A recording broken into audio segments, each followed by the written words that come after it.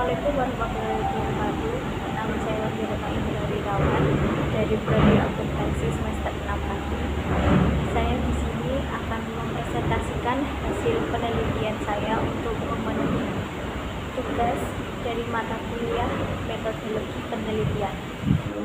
Judul penelitian yang saya ambil kali ini yaitu berjudul Analisis Penerapan PSAK nomor 14 tentang metode pencatatan dan penilaian persediaan barang dagang pada MS 18 mie ayam mantap Lamongan. Bagi pertama adalah latar belakang masalah. Setiap perusahaan yang bergerak di bidang jasa, dagang maupun manufaktur perlu melakukan pencatatan akuntansi untuk mengetahui kondisi keuangan perusahaannya.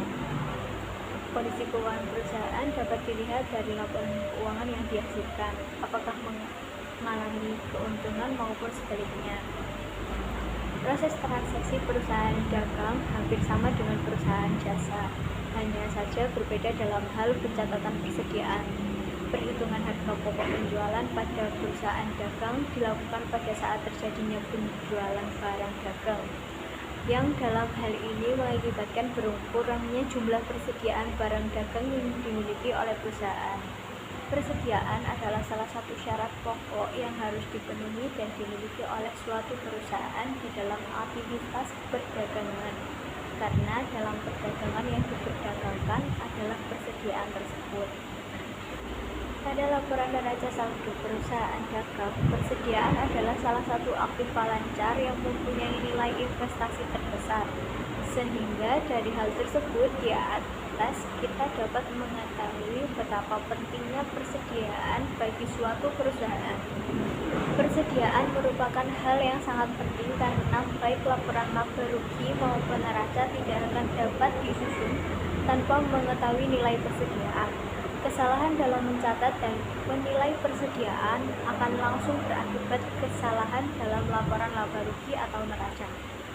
Perusahaan wajib mengikuti standar akuntansi keuangan atau SAK, yaitu Pernyataan Standar Akuntansi Keuangan PSAK nomor 14 membahas tentang akuntansi persediaan yang merupakan pedoman atas perlakuan akuntansi persediaan. PSAK nomor 14 diharapkan dapat membantu perusahaan dalam mengatasi masalah akuntansi yang semakin luas dan kompleks seiring dengan berkembangnya teknologi dan informasi. Objek dalam penelitian ini adalah MS 18 mie ayam mantap Lamongan, yakni perusahaan dagang yang bergerak di bidang makanan. Pada perusahaan ini, elemen persediaan merupakan komponen utama karena di setiap aktivitasnya pasti melibatkan pergerakan persediaan.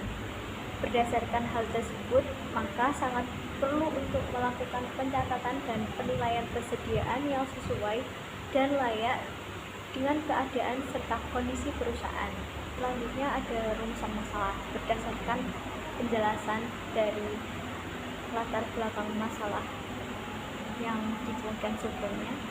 Maka rumusan masalah penelitian yang akan dibahas adalah: pertama, apakah metode pencatatan dan penilaian persediaan barang dagang yang dilakukan pada MS 18 mie ayam mantap Lamongan telah sesuai dengan ketentuan PSAK nomor 14. Yang kedua, bagaimana penerapan metode pencatatan dan penilaian persediaan barang dagang pada MS 18 mie ayam mantap Lamongan. Selanjutnya, tujuan penelitian. Pada dasarnya, tujuan penelitian ini tidak lepas dari masalah yang telah dirumuskan. Berdasarkan rumusan masalah di atas, maka penelitian ini bertujuan untuk pertama, mendeskripsikan penerapan metode pencatatan dan penilaian persediaan barang dagang apakah yang digunakan pada MS 18 mie ayam mantap Lamongan. Yang kedua, apakah adanya kesesuaian penerapan metode pencatatan dan penilaian persediaan barang dagang yang diterapkan oleh MS 18 mie ayam mantap Lamongan dengan pencatatan dan penilaian persediaan barang dagang menurut PSAK nomor 14. Dan selanjutnya ada landasan teori. Yang pertama ada persediaan.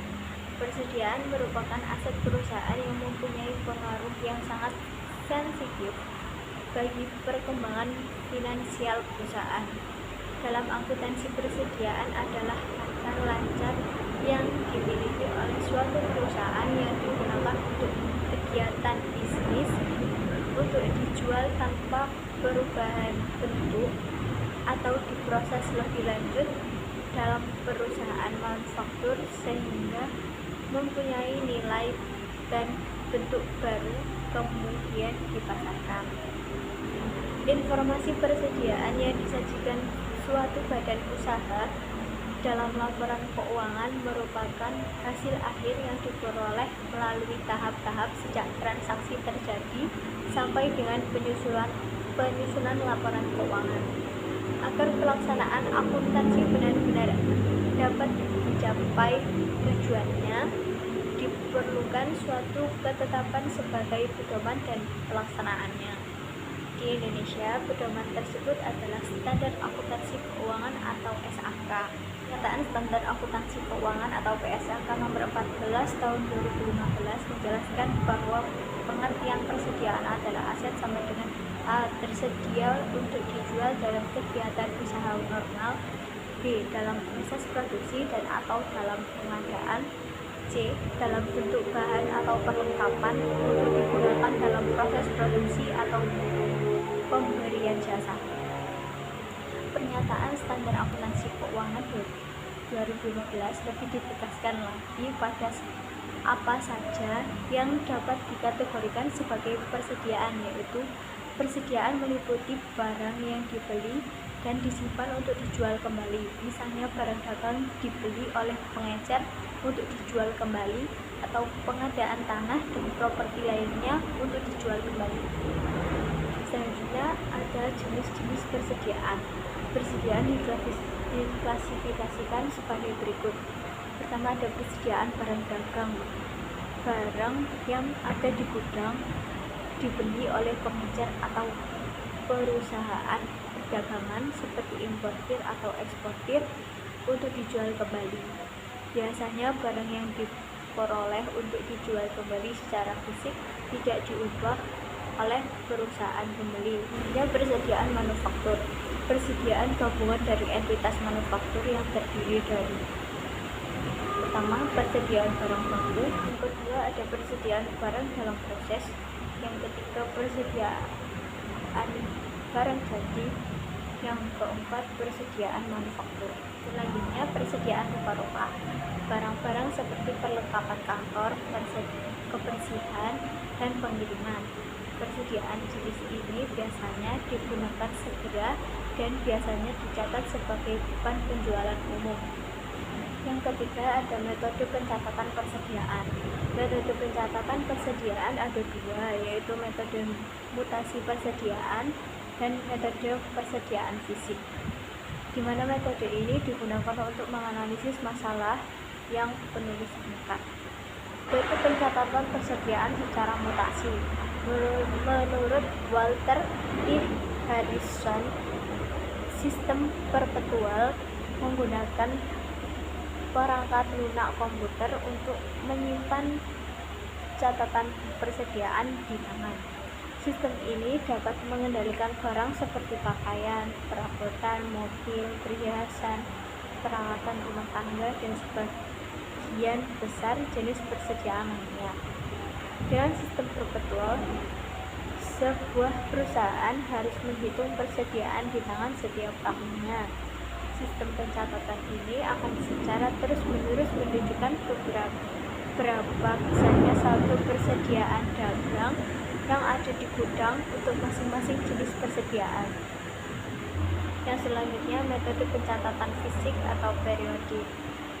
Penjelasan pencatatan fisik atau periodik mengharuskan adanya perhitungan barang yang masih ada pada tanggal penyusunan laporan keuangan. Perhitungan persediaan ini diperlukan untuk mengetahui berapa jumlah barang yang masih ada dan kemudian diperhitungkan harga pokoknya. Yang keempat, ada metode penilaian persediaan. Ada beberapa metode penilaian persediaan yang umum digunakan. yaitu masuk pertama keluar pertama atau FIFO.